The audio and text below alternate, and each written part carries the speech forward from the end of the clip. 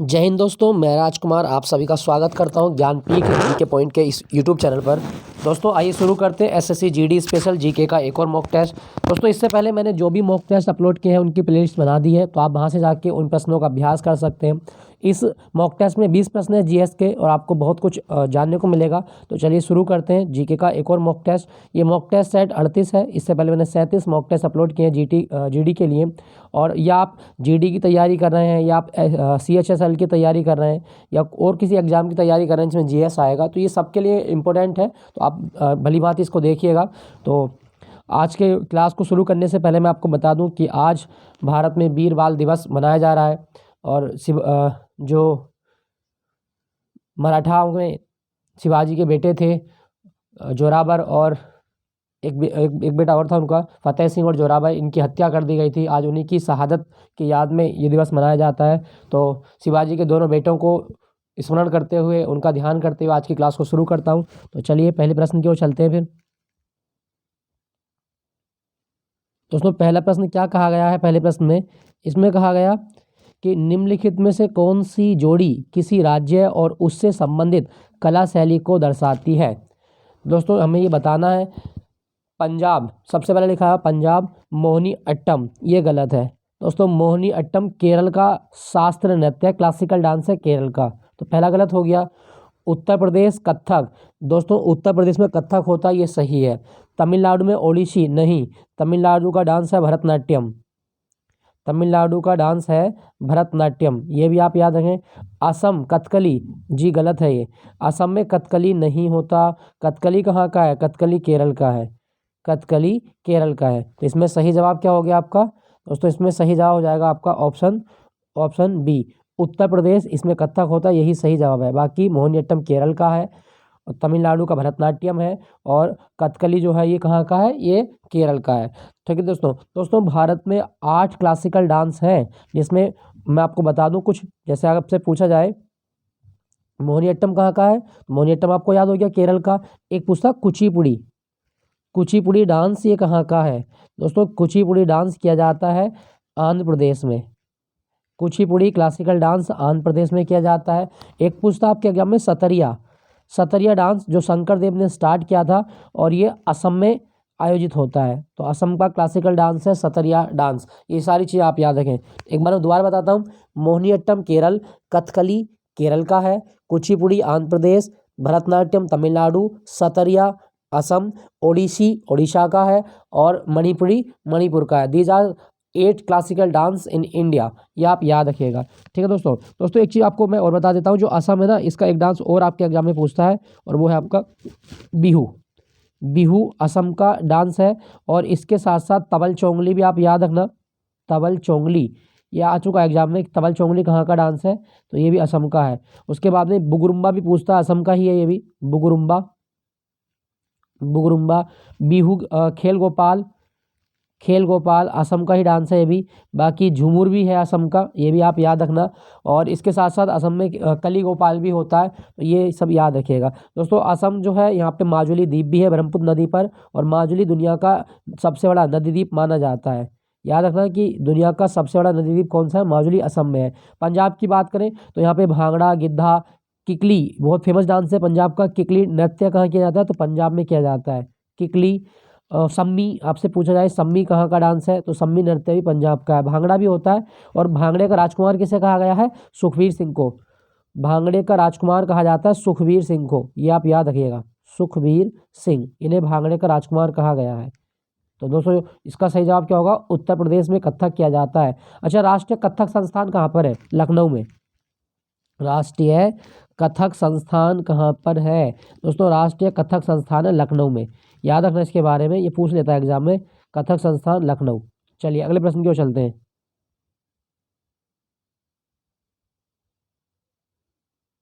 इसमें कहा गया निम्नलिखित में से किस परिस्थिति में भारत के मौलिक अधिकार को कम किया जाता है? दोस्तों मौलिक अधिकार कौन सी स्थिति में कम हो सकते हैं? तो मौलिक अधिकार की अगर हम बात करें दोस्तों, जब राष्ट्रीय आपातकाल लगेगा तो मौलिक अधिकार जो है वो कम हो सकते हैं। तो इसका सही जवाब क्या होगा? ऑप्शन सी, राष्ट्रीय आपातकाल के दौरान मौलिक अधिकारों की शक्ति को कम किया जा सकता है। दोस्तों हम बात करें मौलिक अधिकारों के बारे में, मौलिक अधिकार कौन से अनुच्छेद में है? दोस्तों अनुच्छेद 12 से 35 तक में मौलिक अधिकारों का वर्णन है, भाग 3।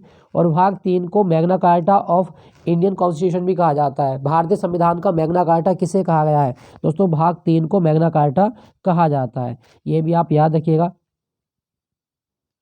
ठीक है दोस्तों जब हमारा संविधान लागू हुआ तो कितने मौलिक अधिकार थे? दोस्तों संविधान लागू होने के समय जो मौलिक अधिकार थे उनकी संख्या थी 7, लेकिन एट प्रेजेंट कितने हैं? तो हमारे मौलिक अधिकार हैं 6। फिर क्या हुआ दोस्तों, संपत्ति का जो मौलिक अधिकार था इसको 44वें संविधान संशोधन के द्वारा हमने क्या कर दिया, इसको मौलिक अधिकारों की श्रेणी से हटा दिया, और मौलिक अधिकारों की श्रेणी से हटाकर संपत्ति के अधिकार को आर्टिकल 301 के तहत के तहत एक कानूनी अधिकार बना दिया गया है। मोरारजी देसाई की सरकार ने काम किया था, ये आप याद रखिएगा। राष्ट्रीय आपातकाल कौन से आर्टिकल में लिखा गया है? दोस्तों आर्टिकल 352 में राष्ट्रीय आपातकाल का उल्लेख किया गया है, ये भी आप याद रखें। नेक्स्ट आपके नीचे वित्तीय आपातकाल, दोस्तों फाइनेंस इमरजेंसी जो लगती है भारत में वो अनुच्छेद 360 के तहत लगती है। वित्तीय आपातकाल अनुच्छेद 360। अगले प्रश्न की ओर चलते हैं। अच्छा एक चीज मैं बता दूं, जो वित्तीय आपातकाल का प्रावधान हमने कहाँ से लिया है? दोस्तों वित्तीय आपातकाल का प्रावधान हमने लिया है अमेरिका के संविधान से। बाकी शेष जितने भी आपातकालीन उपबंध हैं ये हमने जर्मनी के संविधान से बोरो किए हैं, ये आप याद रखना। वित्तीय आपातकाल अमेरिका के संविधान से। और आज तक कौन सा आपातकाल भारत में नहीं लगा? वित्तीय आपातकाल आज तक भारत में नहीं लगा है। ठीक है दोस्तों, ये सब चीजें आपको याद रखनी है। तो अगले प्रश्न की ओर चलते हैं। दोस्तों अगला प्रश्न, यमुना नदी निम्नलिखित में से किस राज्य से नहीं गुजरती? दोस्तों यमुना नदी किस राज्य से इनमें नहीं गुजरती? तो अगर मैं बात करूं यमुना की, दोस्तों यमुना नदी उत्तराखंड में जो यमुनोत्री ग्लेशियर है यहाँ से उत्पन्न होती है। तो यमुनोत्री से यमुना निकली, अब ये जब यमुनोत्री से निकलेगी तो ये नीचे आएगी, पहाड़ों से नीचे आती है, तो फिर उत्तराखंड से उत्तर प्रदेश में जाएगी, और थोड़ा सा मतलब जो पानीपत वाला क्षेत्र है वहाँ से हिमाचल प्रदेश होती हुई मतलब हरियाणा होती हुई ये बहती है। तो इसमें कौन सा राज्य नहीं है जहाँ पे यमुना नहीं जाती? दोस्तों गुजरात में यमुना नदी नहीं बहती, ये आप याद रखिएगा। तो यमुना नदी गंगा की सबसे बड़ी सहायक मानी जाती है, ये भी आप याद रखें। दोस्तों गुजरात की स्थापना कब हुई थी? 1 मई 1960 को गुजरात बना था। 1 मई 1960 को बॉम्बे प्रेसिडेंसी से कटकर गुजरात की स्थापना की गई थी, याद रखिएगा। दोस्तों गुजरात एशियाई शेरों का नेचुरल हैबिटेट माना जाता है, ये भी आप याद रखें। यहाँ पे हम बात करें उत्तराखंड की, दोस्तों 9 नवंबर सन 2000 को उत्तराखंड बना था। 9 नवंबर सन 2000 को उत्तराखंड बना था। ठीक है दोस्तों, यहाँ पे लिखा गया यूपी का दिवस होता है 24 जनवरी को, उत्तर प्रदेश दिवस 24 जनवरी, और भारत में सबसे ज़्यादा जनसंख्या वाला राज्य उत्तर प्रदेश है। दोस्तों एक चीज़ यहाँ पे लिखा बता दूँ, हरियाणा की राजधानी है शिमला, और शिमला में केंद्रीय आलू अनुसंधान केंद्र भी है। हिमाचल नहीं है, सॉरी, ये आपका हरियाणा की राजधानी चंडीगढ़, मैंने हिमाचल पढ़ लिया इसको। चंडीगढ़ इसकी राजधानी है, और चंडीगढ़ का वास्तुकार है ली कार्बूजियर। कभी आपके एग्जाम में आए कि चंडीगढ़ का वास्तुकार कौन है? ली कार्बूजियर चंडीगढ़ का वास्तुकार है। ठीक है दोस्तों भारत में कितने राज्य हैं वर्तमान में? तो भारत में 8 केंद्र शासित प्रदेश हैं और 28 राज्य हैं, ये आप याद रखना। 28 राज्य है और 8 केंद्र शासित प्रदेश। तो यमुना नदी कहाँ से नहीं गुजरती? गुजरात से नहीं गुजरती। नेक्स्ट प्रश्न की ओर चलते हैं। बैंकों में जमा राशि के अधिकतर हिस्से का उपयोग किसके लिए किया जाता है? दोस्तों बैंकों में जो पैसा जमा होता है इस राशि का उपयोग मतलब बैंक अधिकतर किस लिए करता है? दोस्तों इसका सही जवाब होगा ऋण देने के लिए। बैंक जो पैसा जमा इकट्ठा करता है ये ऋण देता है लोगों को, अपने ग्राहकों को। तो इसका सही जवाब होगा आपका ऑप्शन सी, ऋण। दोस्तों क्या आपको पता है कि भारत में बैंकों का बैंक किसे कहा जाता है? भारत में बैंकों का बैंक किसे कहा जाता है? दोस्तों आरबीआई को भारत में बैंकों का बैंक कहा जाता है। ठीक है दोस्तों आपके लिए 2 क्वेश्चन है। एक आपको बताना है पंजाब नेशनल बैंक का मुख्यालय कहाँ पर है? क्लियर? पंजाब नेशनल बैंक का मुख्यालय कहाँ पर है ये मुझे बताना है कमेंट में लिख के।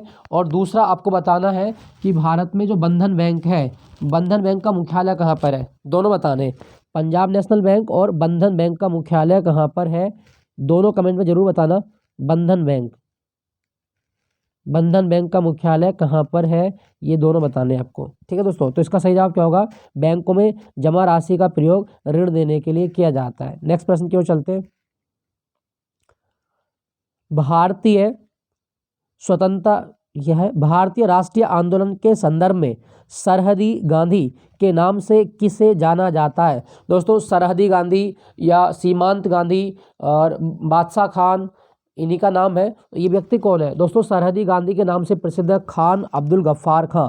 खान अब्दुल गफ्फार खां, ऑप्शन डी, खान अब्दुल गफ्फार खां। इनको सरहदी गांधी, सीमांत गांधी और ये सब चीज़ें आप याद, फ्रंटियर गांधी, इन्हीं को कहा जाता है। तो खान अब्दुल गफ्फार खां।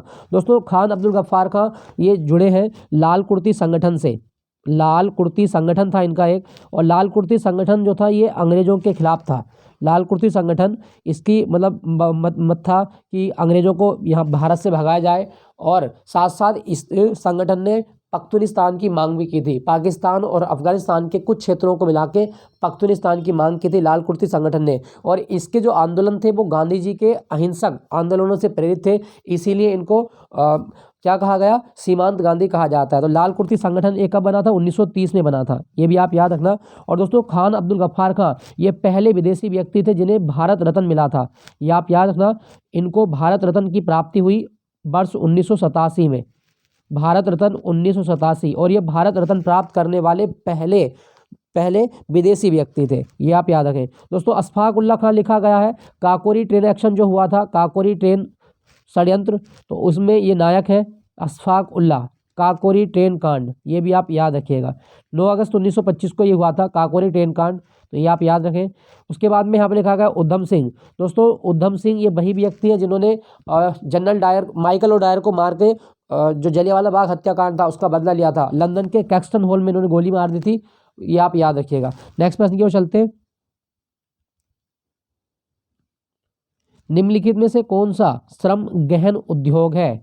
दोस्तों श्रम गहन उद्योग कौन सा है हमें बताना है। तो मैं बताऊं, श्रम गहन का मतलब है कि बहुत ज़्यादा मतलब श्रम की आवश्यकता है आपको। तो ये है आपका ऑप्शन सी, चाय। ऑप्शन सी, चाय। चाय जो है वो श्रम गहन उद्योग है, वेरी वेरी इंपॉर्टेंट। दोस्तों चाय के बारे में 2-3 बिंदु आप याद रखिएगा। पहला क्वेश्चन अगर आपसे पूछा जाए कि भारत में सबसे ज़्यादा चाय उत्पन्न करने वाला राज्य कौन सा है? दोस्तों भारत में असम सबसे ज़्यादा चाय उत्पन्न करता है। अच्छा राज्यों में पूछेगा दोस्तों, चाय उत्पन्न करने वाला जो राज्य है वो तो असम है, और शहर पूछेगा आपसे तो दार्जिलिंग। पश्चिम बंगाल का दार्जिलिंग सबसे ज़्यादा चाय उत्पन्न करता है। दोस्तों चाय जो है इसकी खेती के लिए कौन सी मिट्टी सबसे उपयुक्त होती है? तो चाय की खेती के लिए लेटेराइट मिट्टी उपयुक्त होती है, और लेटेराइट मिट्टी अम्लीय होनी चाहिए। जो सबसे बेस्ट सॉइल है वो है एसिडिक लेटेराइट सॉइल चाय के लिए। अगर आपसे पूछा जाए दोस्तों कि जो चाय बोर्ड है, चाय बोर्ड का मुख्यालय कहाँ पर है? तो भारत में राष्ट्रीय चाय बोर्ड का मुख्यालय है कलकत्ता में। कलकत्ता या कोलकाता, जो भी आप याद रखें, तो ये आप याद रखिएगा। और दोस्तों चाय जो है ये चाय दिवस कब होता है? दोस्तों अंतर्राष्ट्रीय चाय दिवस मनाया जाता है 21 मई को। अंतर्राष्ट्रीय चाय दिवस 21 मई को मनाया जाता है, ये भी आप याद रखें। और अगर आपसे पूछे कि चाय में कौन सा उत्तेजक पदार्थ है, तो चाय में थीन होता है, चाय में थीन पाया जाता है। और चाय में कौन सा अम्ल है? टैनिक अम्ल। टैनिक अम्ल चाय में ये पाया जाता है, ये भी आप याद रखें, टैनिक अम्ल, वेरी वेरी इंपॉर्टेंट। और दोस्तों चाय शब्द किस भाषा का है? चाय शब्द चीनी भाषा का शब्द है, चीनी भाषा का शब्द है चाय। तो चाय के बारे में सारे फैक्ट आपको याद रखने हैं। और दार्जिलिंग की चाय पहली चाय थी जिसे 2004 में जीआई टैग दिया गया था। क्लियर? यहाँ पे लिखा गया दोस्तों दलहन। आपसे पूछा जाए कि भारतीय दलहन अनुसंधान केंद्र कहाँ पर है? राष्ट्रीय दलहन अनुसंधान केंद्र दोस्तों उत्तर प्रदेश का जो कानपुर शहर है यहाँ पे दलहन अनुसंधान केंद्र है। कहाँ पर? कानपुर में। कानपुर को उत्तर भारत का Manchester, the leather city of the world भी कहा जाता है, याद रखिएगा। दोस्तों यहाँ पे लिखा गया गेहूं। गेहूं का जो मतलब वैज्ञानिक नाम है ये मुझे कमेंट में लिख के आप बताएंगे। गेहूं का वैज्ञानिक नाम क्या है ये मुझे बताइए। सैटिवम है, कौन सा सैटिवम होता है तो ये आप बताएं। चलिए अगले प्रश्न की ओर चलते हैं। जब दो सतहों के बीच आपेक्षिक गति का विरोध करता है तो इसे कहा जाता है। जब कोई बल है और ये दो सतहों के बीच गति का विरोध करेगा, मान लीजिए वस्तु इधर को जा रही है और ये बल लग रहा है इधर को, तो ये गति का विरोध करता है, तो ऐसे बल को क्या कहा जाता है? दोस्तों इसी बल को कहा जाता है घर्षण बल। ऑप्शन डी, घर्षण बल, ये आपेक्षिक गति का विरोध करता है। दोस्तों अगर आपसे पूछा जाए कि कि गाड़ियों के जो बेरिंग होते हैं या बॉल बेरिंग होते हैं, इसमें घर्षण को कम करने के लिए क्या मिलाया जाता है? तो लुब्रिकेंट होता है, लुब्रिकेंट जिसको बोलते हैं स्नेहक। तो ये पूछ लेता है एग्जाम में, बॉल बेरिंग के बीच लगाया जाता है ग्रेफाइट, ग्रेफाइट या ग्रीस भी आप बोल सकते हैं, ग्रेफाइट। तो ये आप याद ना, ग्रेफाइट जो है ये बॉल बेरिंग में लगाया जाता है और ये लुब्रिकेंट होता है जो घर्षण को कम कर देता है। याद रखिएगा दोस्तों।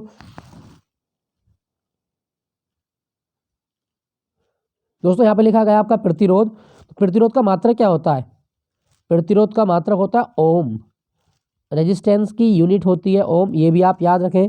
और क्या पूछेगा, बस यही आप याद रखिएगा, ओम। ओम का संकेत कुछ ऐसा होता है, ये भी आप याद रखना। तो चलिए अगले प्रश्न की ओर।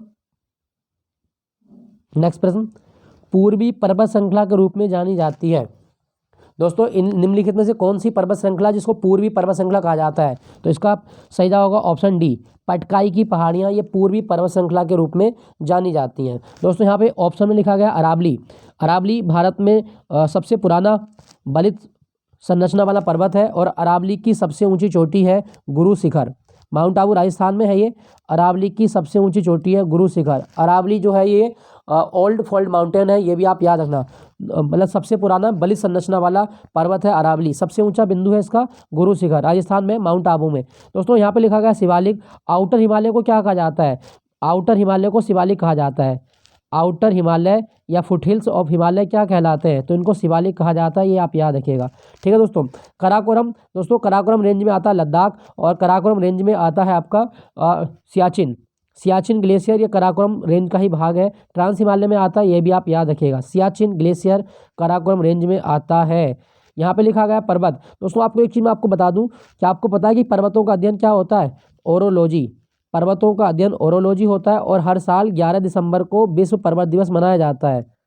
हर साल 11 नवंबर को विश्व पर्वत दिवस मनाया जाता है, ये भी आप याद रखिएगा। क्लियर हो दोस्तों? चलिए अगले प्रश्न की ओर चलते हैं। जल मिश्रित एसिटिक अम्ल आमतौर पर किस नाम से जाना जाता है? तो दोस्तों जल मिश्रित एसिटिक अम्ल हम इसको क्या बोलेंगे? तो इसको बोलेंगे सिरका। ठीक है दोस्तों, सिरका बोला जाएगा। तो इसका सही जवाब है आपका ऑप्शन डी, सिरका। दोस्तों जो एसिटिक अम्ल है ये सिरके में पाया जाता है, तो बिल्कुल सही है। इसका सूत्र क्या होता है? CH3COOH। ये आप याद रखना, ये एसिटिक अम्ल है और ये सिरके का अम्ल कहलाता है। फिटकरी की बात करें दोस्तों, फिटकरी का सूत्र होता है K2SO4 Al2SO4 का होल थ्राइज और 24H2O ये फिटकरी का सूत्र होता है। क्लियर हुआ दोस्तों? तो ये सारी चीज़ आप याद रखें। यहाँ पे लिखा गया है नीला बेट्रोइल, मतलब नीला थोथा। कॉपर सल्फेट को नीला थोथा कहा जाता है। कॉपर सल्फेट को नीला थोथा कहा जाता है। ठीक है दोस्तों। अच्छा दोस्तों यहाँ पे लिखा गया ओलियम। क्या आपको पता है ओलियम क्या होता है? ये सल्फ्यूरिक अम्ल का ही एक सब प्रोडक्ट है। और H2S2O7 इसे कहा जाता है ओलियम। याद रखना, सल्फ्यूरिक अम्ल का ही एक रूप है ये, H2S2O7 ओलियम कहा जाता है। नेक्स्ट प्रश्न की ओर चलते हैं। प्रकाश के उद्दीपन के कारण पौधों में होने वाली गति क्या कहलाती है? दोस्तों प्रकाश उद्दीपन के कारण जो पौधों में गति होती है इसको कहा जाता है प्रकाश अनुवर्तन। ऑप्शन ए प्रकाश अनुवर्तन होता है, ये आप याद रखिएगा। ठीक है दोस्तों अगर आपसे पूछा जाए कि पौधों के लिए जीवनदायिनी गैस कौन सी है, पौधे कौन सी गैस से सांस लेते हैं? दोस्तों पौधे जिस गैस से सांस लेते हैं वो है कार्बन डाइऑक्साइड, और छोड़ते कौन सी गैस है? ऑक्सीजन। ऑक्सीजन छोड़ते हैं, कार्बन डाइऑक्साइड ग्रहण करते हैं, ये भी आप याद रखिएगा। नेक्स्ट प्रश्न की ओर चलते हैं। नेक्स्ट प्रश्न, दुनिया के मजदूर एक हों का नारा किस क्रांति से प्रेरित है? दोस्तों दुनिया के मजदूर एक हों, ये क्रांति थी कौन सी थी? रूसी क्रांति का नारा था, दुनिया के मजदूर एक हों। Very very important. 1917 में रूस की क्रांति देखी गई थी, ये भी आप याद रखिएगा। जो जारशाही थी वहाँ पे उसके खिलाफ रूसी क्रांति हुई थी। ठीक है दोस्तों यहाँ पे लिखा गया फ्रेंच क्रांति, ये आपके लिए सबसे ज़्यादा इंपॉर्टेंट है, बहुत आती है एग्जाम में। सन 1789 में फ्रेंच की क्रांति हुई। और दोस्तों जो 1789 में फ्रेंच की क्रांति हुई इसका नारा था स्वतंत्रता समानता बंधुता। स्वतंत्रता समानता बंधुता, और ये 3 शब्द हमने संविधान की प्रस्तावना में ऐसे ही शामिल कर लिए। तो ये फ्रांस की क्रांति से प्रेरित 3 शब्द थे, स्वतंत्रता समानता और बंधुता, तीनों आप याद रखें। दोस्तों अभी एक 2024 में पेरिस ओलंपिक होने वाले हैं। 2024 में पेरिस ओलंपिक होने वाले हैं और इनके लिए शुभंकर निर्धारित कर दिया गया है। ये शुभंकर जो है ये फ्रेंच की क्रांति से प्रभावित है, उससे प्रेरित है और ये स्वतंत्रता का प्रतीक माना गया। तो मुझे बताना है कि 2024 का जो पेरिस में ओलंपिक होंगे, इनका शुभंकर जो बनाया गया वो कैप है, टोपी है एक तरीके की, इसका नाम क्या है? ये फ्रेंच क्रांति का मतलब सिंबल था, ये आप याद रखना। तो ये मुझे ज़रूर बताना कि 2024 के पेरिस ओलंपिक का शुभंकर क्या बनाया गया है। ठीक है दोस्तों, चलिए अगले प्रश्न की ओर। किस प्रकार का सूक्ष्म जीव टाइफाइड का कारण बनता है? दोस्तों टाइफाइड का कारण जो होता है ये एक बैक्टीरिया होता है, तो ये आप याद रखेंगे। ऑप्शन बी, टाइफाइड जीवाणु से होने वाला रोग है। अच्छा, अगर आपसे पूछे कि टाइफाइड को फैलाने वाले जीवाणु का नाम क्या है? दोस्तों टाइफाइड को जो जीवाणु फैलाता है वो है आपका साल्मोनेला टाइफी। साल्मोनेला टाइफी, ये आप याद रखना। साल्मोनेला टाइफी ये टाइफाइड को फैलाने वाला मतलब जीवाणु है। और टाइफाइड के लिए जो टेस्ट होता है उसका नाम है बिडाल टेस्ट। बिडाल टेस्ट ये टाइफाइड के लिए किया जाता है। वेरी वेरी इंपॉर्टेंट, याद रखिएगा। दोस्तों यहाँ पे लिखा गया है कवक। अगर आपसे पूछा जाए कवक का अध्ययन क्या है? Study of fungi, mycology. Mycology ये कवक का अध्ययन कहलाता है। माइकोलॉजी कवक का अध्ययन, ये भी आप याद रखिएगा। दोस्तों क्या आपको पता है कि एडिबल फंजाई कौन से होते हैं? एडिबल फंजाई आपको दो तो आप याद ही रखें। एक मशरूम, ये कवक का उदाहरण है और ये खाने योग्य कवक है, एडिबल फंगस होता है। और एक आपका अगेरिकस। अगेरिकस और mushroom, these are two edible fungi, ये भी आप याद रखेंगे। अगेरिकस और मशरूम, कवक। और दोस्तों मैं आपको बताऊं जो कवक है इनमें क्लोरोफिल नहीं होता। कवक क्लोरोफिल नहीं होता तो ये खुद खाना नहीं बनाते हैं। यहाँ पे लिखा गया दोस्तों वायरस। वायरस मतलब जिसको विषाणु बोलते हैं। दोस्तों वायरस क्या सजीव है या निर्जीव? ना तो ये सजीव है और ना ही निर्जीव। वायरस जो है ये लिंक है और ये सजीव और निर्जीव के बीच का लिंक माना जाता है। सजीव व निर्जीव के बीच का लिंक है वायरस। वायरस की खोज किसने की थी? तो इवानोवस्की के द्वारा वायरस की खोज की गई थी। कौन थे? इवानोवस्की, ये भी आप याद रखना। और दोस्तों जो वायरस है, दुनिया का सबसे पहला वायरस कौन सा था? तो दुनिया का सबसे पहला वायरस था tobacco mosaic virus, TMV virus इसको बोलते हैं। और ये तंबाकू की पत्तियों में खोजा गया था सबसे पहली बार, ये आप याद रखें। अच्छा, क्या आपको पता है कि भारत में नेशनल इंस्टीट्यूट ऑफ वायरोलॉजी कहाँ पर है? राष्ट्रीय विषाणु विज्ञान संस्थान कहाँ पर है? दोस्तों राष्ट्रीय विषाणु विज्ञान संस्थान ये आपको मिलेगा पुणे में। राष्ट्रीय विषाणु विज्ञान संस्थान कहाँ है? पुणे। पुणे महाराष्ट्र में है, ये भी आप याद रखें। प्रोटोजोआ लिखा गया है। दोस्तों ये जो कालाजार होता है या मलेरिया जो होता है ये प्रोटोजोआ परजीवी से ही होता है, ये भी आप याद रखिएगा। नेक्स्ट प्रश्न की ओर चलते हैं। तो टाइफाइड, इसका सही जवाब क्या होगा? जीवाणु। नेक्स्ट प्रश्न, मालगुडी डेज किसकी रचना है? दोस्तों मालगुडी डेज बहुत फेमस है, इसके ऊपर तो सीरियल भी बन चुके हैं। तो मालगुडी डेज को लिखा था RK नारायण ने। ऑप्शन डी, RK नारायण के द्वारा मालगुडी डेज लिखी गई है। दोस्तों जो मालगुडी डेज है, मालगुडी एक कस्बा माना जाता है दक्षिण भारत में, कर्नाटक राज्य में। तो ये उसी के ऊपर एक किताब लिखी गई है। RK नारायण की एक किताब और याद रखना, वो है गाइड। ये पूछ लेता है एग्जाम में कि गाइड किसके द्वारा लिखा गया उपन्यास है? तो गाइड उपन्यास लिखा RK नारायण ने। और गाइड के ऊपर मूवी बनी थी गाइड। और RK नारायण की एक और किताब पूछेगा, Swami and his friend. Swami and his friend किसका उपन्यास है? तो स्वामी एंड हिज फ्रेंड, तो ये आप याद रखना, ये भी RK नारायण के द्वारा लिखी गई है। RK नारायण। सबसे इंपॉर्टेंट मालगुडी डेज ही आती है इनके एग्जाम में। यहाँ पे लिखा गया है शशि थरूर। शशि थरूर की किताब है an era of darkness. An era of darkness, ये आप याद रखना। इसी किताब के लिए इनको साहित्य अकादमी सम्मान मिला था। An era of darkness. यहाँ पे लिखा गया है विक्रम सेठ। विक्रम सेठ की किताब याद रखना, टू लाइव्स। टू लाइव्स किसकी किताब है? तो विक्रम सेठ ने ही लिखी है टू लाइव्स। बाकी a suitable boy, a suitable girl, ये सब इन्हीं की किताब है। बीस्टली टेल्स भी इन्हीं की है, ये भी आप याद रखें। अमीश त्रिपाठी। दोस्तों अमीश त्रिपाठी ये पौराणिक या धार्मिक किताबें लिखते हैं। और इनकी सबसे इंपॉर्टेंट किताब है इमोर्टल इंडिया। इमोर्टल इंडिया, ये भी पूछ लेता है एग्जाम में, तो इसको आप याद रखना, इमोर्टल इंडिया। नेक्स्ट प्रश्न की ओर चलते हैं। किस दिन को विश्व पर्यावरण दिवस के रूप में मनाया जाता है? दोस्तों विश्व पर्यावरण दिवस हर साल होता है 5 जून को। ऑप्शन ए, 5 जून को विश्व पर्यावरण दिवस मनाया जाता है। दोस्तों क्या आपको पता है कि विश्व पर्यावरण दिवस की शुरुआत कब से हुई थी? दुनिया में सबसे पहला विश्व पर्यावरण दिवस मनाया गया था 1974 में, और इसकी शुरुआत हुई थी स्वीडन से। स्वीडन से विश्व पर्यावरण दिवस की शुरुआत हुई थी, ये भी आप याद रखें। 5 जून को मनाया जाता है विश्व पर्यावरण दिवस। और अगर आपसे पूछा जाए संयुक्त राष्ट्र पर्यावरण कार्यक्रम का मुख्यालय कहाँ पर है, यूएनईपी। दोस्तों यूएनईपी का मुख्यालय नैरोबी में है। संयुक्त राष्ट्र पर्यावरण कार्यक्रम का मुख्यालय कहाँ पर है, नैरोबी में। वेरी वेरी इंपॉर्टेंट, याद रखिएगा। पर्यावरण के 2 घटक होते हैं, एक जैविक और एक अजैविक। जैविक घटक वो है जिनमें लाइफ होती है और अजैविक घटक वो है जिनमें लाइफ नहीं होती। ये सारी चीज़ें आप याद रखें। तो पर्यावरण दिवस 5 जून को मनाया जाता है। नेक्स्ट प्रश्न, बाल गंगाधर तिलक द्वारा निम्नलिखित में से कौन सा पत्र संपादित किया गया था। दोस्तों बाल गंगाधर तिलक, जिन्हें जो गर्म दल से संबंधित है, इनके द्वारा जो पत्र प्रकाशित हुआ था वो था केसरी। Kesari option C. वर्ष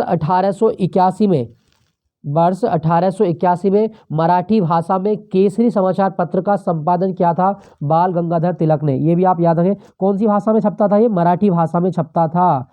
दोस्तों जो बाल गंगाधर तिलक है ये महाराष्ट्र में राष्ट्रवाद फैलाने के लिए जिम्मेदार है, ये भी आप याद रखें। और तिलक ने 1916 में, अप्रैल 1916 में होम रूल लीग की स्थापना भी की थी। अप्रैल 1916 में होम रूल लीग की स्थापना की बाल गंगाधर तिलक ने। और होम रूल लीग का मुख्यालय तिलक ने कहाँ बनाया था, पुणे में बनाया था। पुणे में बनाया था बाल गंगाधर तिलक ने। दोस्तों तिलक जो है, इनकी एक किताब आप याद रखना, वो है द ओरियन। ये बहुत आती है एग्जाम में। द ओरियन किसके द्वारा लिखी गई है, द ओरियन लिखी गई है तिलक के द्वारा। और एक गीता रहस्य है, गीता रहस्य किताब किसके द्वारा लिखी गई, बाल गंगाधर तिलक के द्वारा। ठीक है दोस्तों तिलक को वैलेंटाइन स्रोल ने भारतीय अशांति का जनक भी कहा था। भारतीय अशांति का जनक, ये किसे कहा गया है दोस्तों, भारतीय अशांति का जनक कहा गया है बाल गंगाधर तिलक को। किसने कहा था, वैलेंटाइन स्रोल ने कहा था। वैलेंटाइन स्रोल के द्वारा भारतीय अशांति का जनक कहा गया तिलक को। और दोस्तों जो बाल गंगाधर तिलक है, इन्होंने महाराष्ट्र में गणेश उत्सव और शिवाजी उत्सव की शुरुआत भी की थी। तो इसका सही जवाब होगा आपका केसरी, ये तिलक का है। गीता रहस्य किताब याद रखिएगा। नेक्स्ट प्रश्न,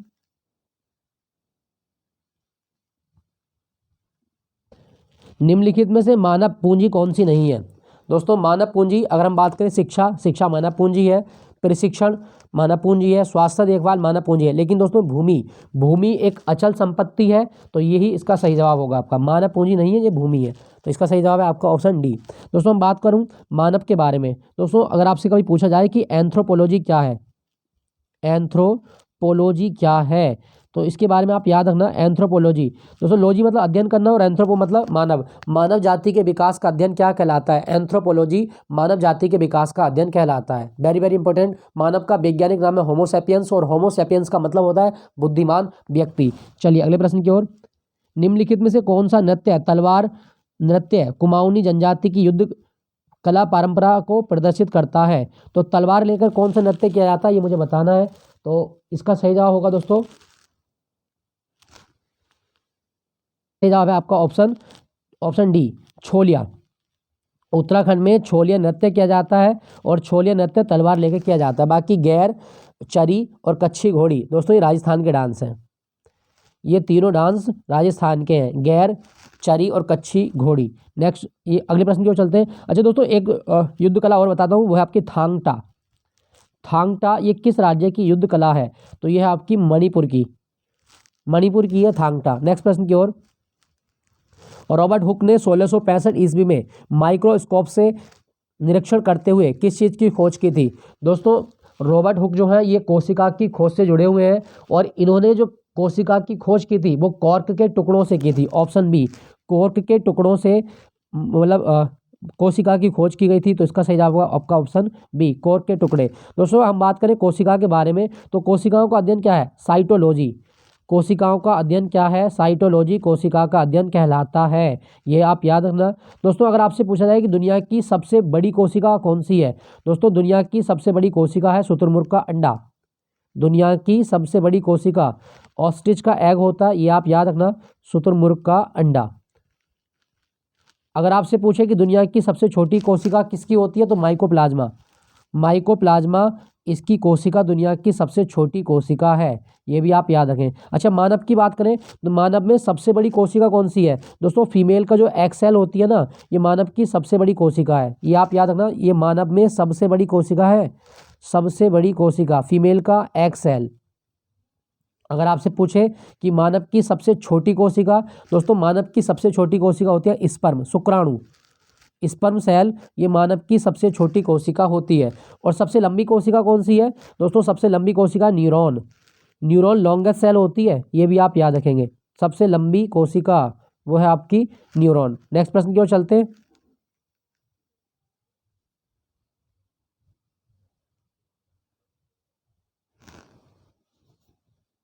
क्या कहा गया? किसी जीव के आधार युग्म अनुक्रम में परिवर्तन की प्रक्रिया क्या कहलाती है? दोस्तों किसी जीव के जो हम बेस पेयर है उस सीक्वेंस में परिवर्तन करें तो इसको बोलेंगे म्यूटेशन, मतलब उत्परिवर्तन। ये आप याद रखना, ये इंपॉर्टेंट है।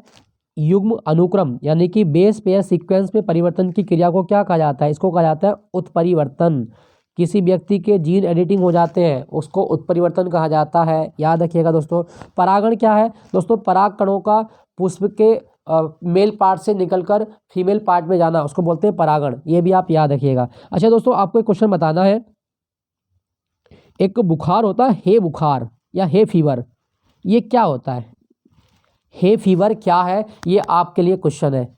ठीक है दोस्तों, तीन क्वेश्चन हो गए। एक पीएनबी का मुख्यालय बताना है, एक बंधन बैंक का मुख्यालय, और एक क्वेश्चन आपका हे फीवर क्या होता है। नेक्स्ट प्रश्न की ओर चलते हैं। अंतिम प्रश्न आज की क्लास का, निम्नलिखित में से कौन सी आयु सत्यापन परीक्षण विधि नहीं है जिसमें हाथ और कलाई के रेडियोग्राफ के आधार पर मूल्यांकन किया जाता है? दोस्तों कौन सी ऐसी विधि नहीं है जो आयु सत्यापन नहीं करती हो? तो अगर हम बात करें ग्रीवा कशेरुक परिपक्वता विधि आयु सत्यापन परीक्षण विधि नहीं है, तो इसका सही जवाब क्या होगा? आपका ऑप्शन सी, ग्रीवा कशेरुक परिपक्वता विधि, ये जो है ये आयु का सत्यापन नहीं करती। तो इसका सही जवाब है आपका ऑप्शन सी। क्वेश्चन को देख ले एक बार, आयु सत्यापन विधि नहीं है, तो कौन सी विधि नहीं है जिसमें हाथ और कलाई के रेडियोग्राफ के आधार पर मूल्यांकन किया जाता है? तो इसका सही जवाब होगा ग्रेवा कशेरुक परिपक्व विधि। तो दोस्तों ये था आज का मॉक टेस्ट। आई होप कि ये सेशन आपको पसंद आया होगा। पसंद आया है तो आपसे एक रिक्वेस्ट है, वीडियो को लाइक ज़रूर करना ताकि मुझे इस बात का आभास रहे कि आपको सेशन पसंद आ रहा है। और मेरी कोशिश है कि मैं आपको बहुत ज़्यादा से ज़्यादा प्रैक्टिस कराऊँ, ज़्यादा से ज़्यादा चीज़ें आपको पढ़ाऊँ ताकि वो आपके एग्ज़ाम के लिए किफ़ायती हो। और आपसे एक रिक्वेस्ट है दोस्तों, प्लीज़ सब्सक्राइब माय चैनल। आपका सपोर्ट मेरे लिए सब कुछ है। जल्दी मिलूंगा आपको अगले मॉक टेस्ट के साथ। तो thank you for watching Jnanpith GK point.